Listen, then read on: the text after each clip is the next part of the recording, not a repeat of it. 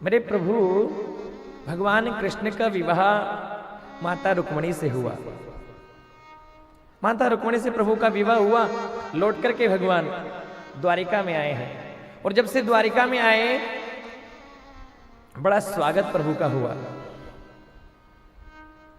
और बड़ा मंगल होने लगा महाराज। धीरे धीरे समय बीता, सुंदर गृहस्थ का आरंभ हुआ है प्रभु का।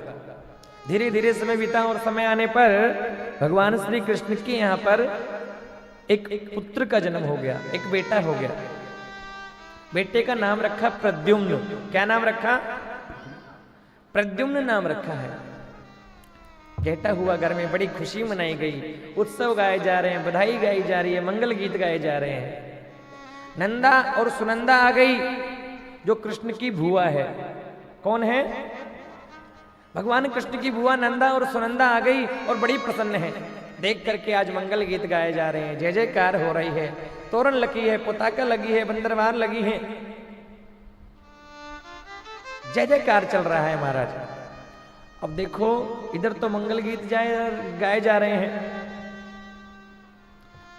नंदा सुनंदा आ गई और नंदा सुनंदा ने आकर के कहा, बोले बड़ी खुशी की बात।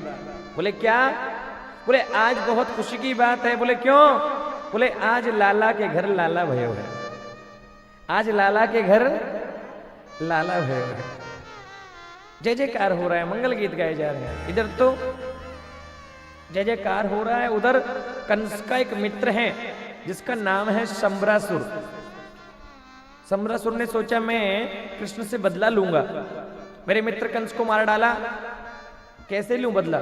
पता चला भगवान के पुत्र हुआ है और सोचने लगा पुत्र को उठा करके ले आऊंगा और समुद्र में गिरा करके मार दूंगा।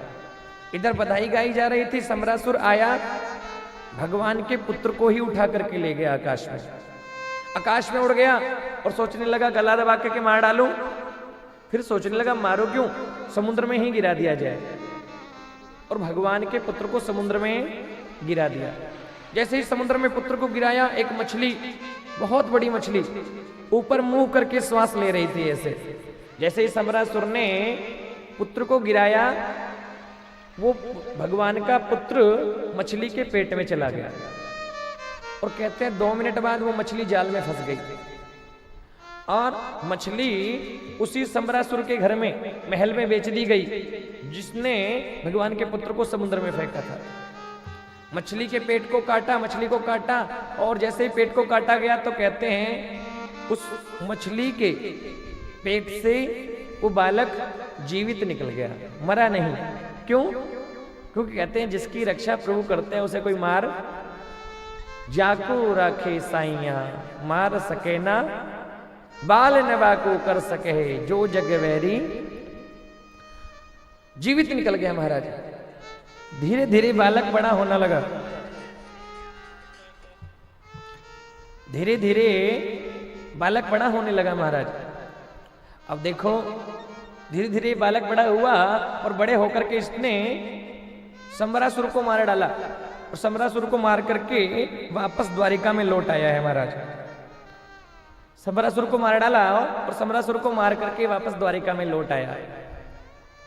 सुखदेव जी कहते हैं, हे परीक्षित, जितने समय में ये बालक शंबरासुर को मार करके लौट करके आया, कई वर्ष बीत गए महाराज।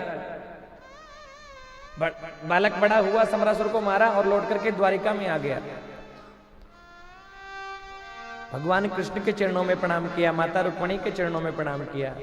माता रुक्मिणी ने सोचा, बोले यदि आज मेरा बालक होता, आज मेरा पुत्र होता तो आज इतना ही बड़ा हो जाता। माता रुक्मिणी ने देखा, आंखों में आंसू आ गए और बोल दिया, बोले यदि आज मेरा पुत्र होता तो वो भी इतना ही बड़ा हो जाता। भगवान कृष्ण कहने लगे, अरे देवी, ये कोई और नहीं, ये तुम्हारा ही पुत्र है जिसको शंबरासुर हरण करके लेकर के गया था, उसी को कल्याण करके ये लौट करके आया है।